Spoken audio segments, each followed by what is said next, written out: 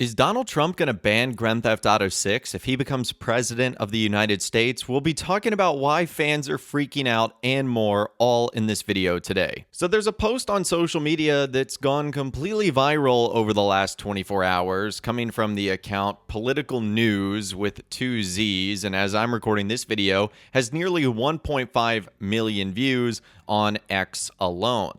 The title is "Trump is going to ban video games for violence in America. This needs to be advertised on YouTube or etc. for all millennial and Gen Z." And I'll show you guys the video clip right now. This is what he had to say. We must stop the glorification of violence in our society.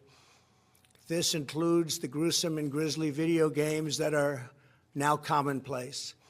It is too easy today for troubled youth to surround themselves with a culture that celebrates violence.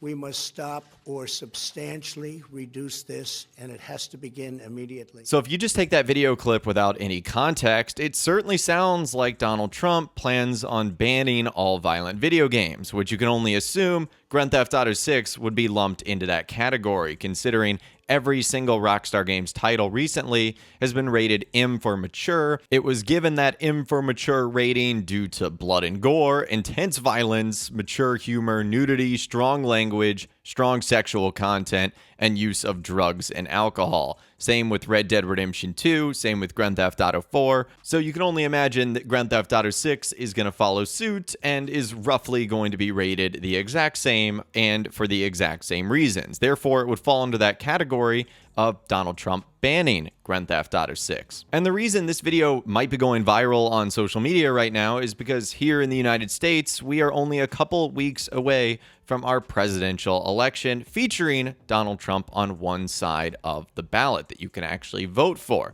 But the context here certainly matters, because did Donald Trump actually say this? In the world of AI and being able to fake things, a lot of alarm bells are raised of whether or not this is true or not. He did actually say this, but it was actually 5 years ago when he was president of the United States. He was speaking out against video games and online hate culture in August 2019, following the tragic shootings in El Paso, Texas, and Dayton, Ohio. And although he never mentioned a ban, the only thing he possibly considered was regulation of access to games with high violent content and a review of how minors could access them.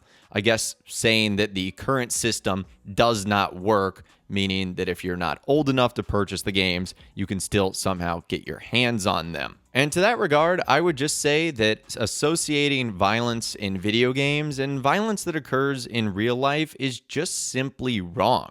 Take a look at this data right here from the website Vox, which on the left-hand side, you can see video game revenue per person estimates for 2019. And on the right, you can see violent gun deaths per 100,000 people in 2017. You can see Japan and South Korea are ahead of the United States, yet they essentially have no violent gun deaths. But then you can see the United States in third, but clearly the leader in that category. So it doesn't seem like it's a video game problem. It certainly seems like it's a United States problem, with a couple of other countries having little pop-ups, but certainly nothing as much as the United States. So do I think Grand Theft Auto 6 is going to get banned regardless of whoever becomes the president of the United States? I think the answer to that is no. I don't even know if they have the power or authority to do something like that. I would imagine that video games are considered free speech, and as long as they are abiding by all of the rules set in place by the video game governing bodies, I don't think there's anything that anyone can do. However, with that being said, I can only imagine that GTA 6, given the political rhetoric that has happened since the last Grand Theft Auto game has come out in 2013, is going to feature a ton of references to popular political figures, politicians, governors, whatever the case might be. Because you guys might remember right before Red Dead Redemption 2 ended up releasing in October 2018, which it's actually kind of funny that we're getting to talk about this because as I'm recording this video, which is on October 16th, 2024, 8 years ago today, Rockstar started teasing Red Dead Redemption 2 for the first time on social media. Again, I wish they would do something like that in Grand Theft Auto 6, start teasing us again, giving us some things to discuss and talk about. However, in a GQ interview magazine, Dan Houser went on to say he is thankful he's not releasing Grand Theft Auto 6 in the age of Trump, going on to say it's really unclear what we would even do with it, let alone how upset people would get with whatever we did.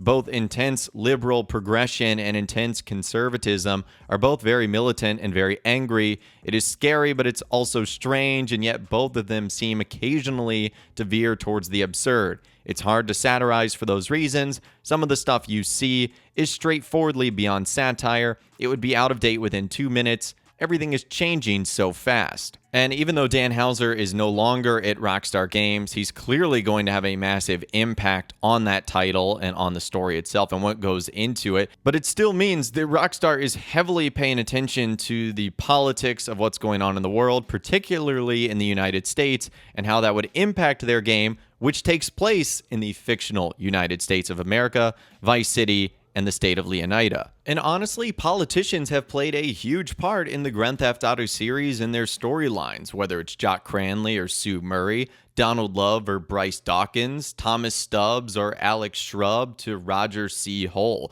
There's been tons of politicians that have appeared in the Grand Theft Auto series, and Rockstar themselves have even gone on to parody real-life politicians in Easter eggs. Remember what happened to Hillary Clinton in Grand Theft Auto 4? Her face was seemingly put on the Statue of Happiness, of course, a parody of the Statue of Liberty. And that's because as Rockstar was developing Grand Theft Auto 4, she was actually trying to get them shut down. So essentially another situation where a Rockstar title would have been in threat of being banned.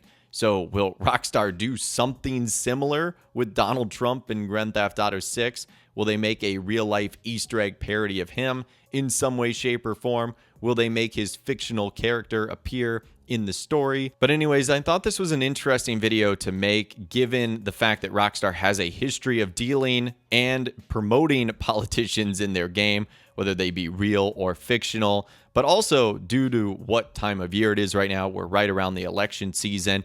And just to be careful of what you see online, yes, people might have said things, but taken out of context, it clearly can be a little bit misleading. But anyways, I'd love to hear from you guys in those comments down below. Let me know what you're thinking down there. If you guys did go to enjoy this video, though, a like rating would, of course, be awesome. And be sure to subscribe to my YouTube channel if you are new. You want to stay up to date on all the GTA 6 videos that I'll be doing here on my channel. And be sure to ring that notification bell as well. Sometimes YouTube just doesn't work, and if you ring that bell, you'll always be guaranteed to be notified when new videos arrive. But of course, as always, guys, thank you all so much for watching. Take care, and I'll see you guys in the next video.